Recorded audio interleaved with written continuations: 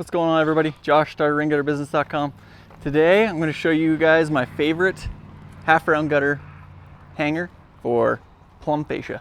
Check it out.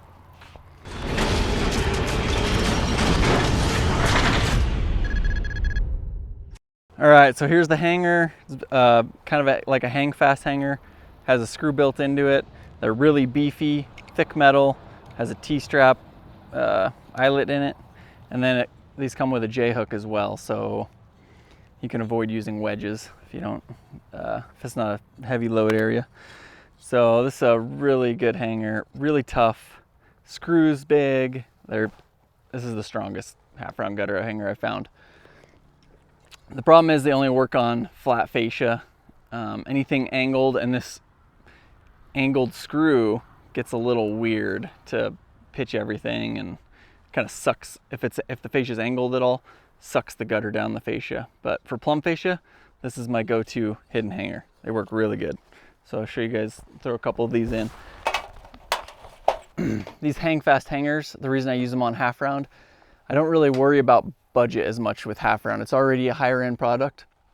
So I just try to find the absolute best hangers for the system rather than trying to pinch pennies to make everything, you know, contractor conscious or whatever.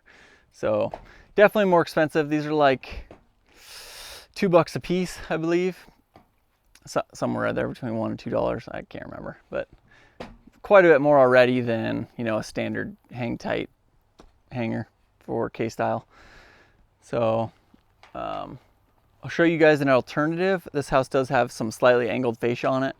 So like I said, I don't really like using these on anything angled, but for plum fascia, they're definitely the strongest hanger I've found for a hidden hanger. So these are particularly nice on steel gutters. Today we're doing, this is some roofing steel.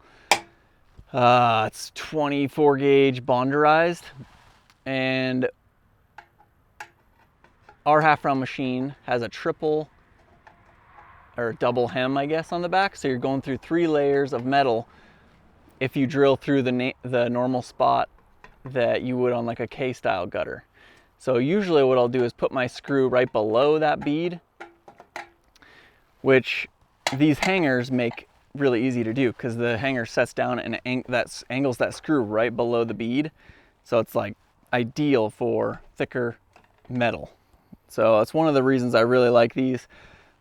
These gutters I'll show you here in a second, I put up with wedges, and the hangers that I use for those, I had to go right through all those layers of metal, and it's a pain in the butt. You're like, have to pre-drill them or you're breaking screws. So quite the big difference. So here's a more standard half round hanger. These are just the standard ones with the J-hook. You can get these without a J-hook too. And I get all these from Gutter Supply, by the way. Normally I order my K-style hangers directly from Raytech, but they don't make any half round hangers, so Gutter Supply it is. These, I ended up just cutting the J-hook off. This is just kind of what I had in the trailer, so this is what I used. But cut the J-hook off and then use the wedge to support the back of the gutter. So still works good. Like I was saying earlier, these hangers force the screw through that triple bead, and you can see like my washers are smashed. It was a nightmare. It took like probably 4 times longer to get these screwed in than it will with those hang fast hangers.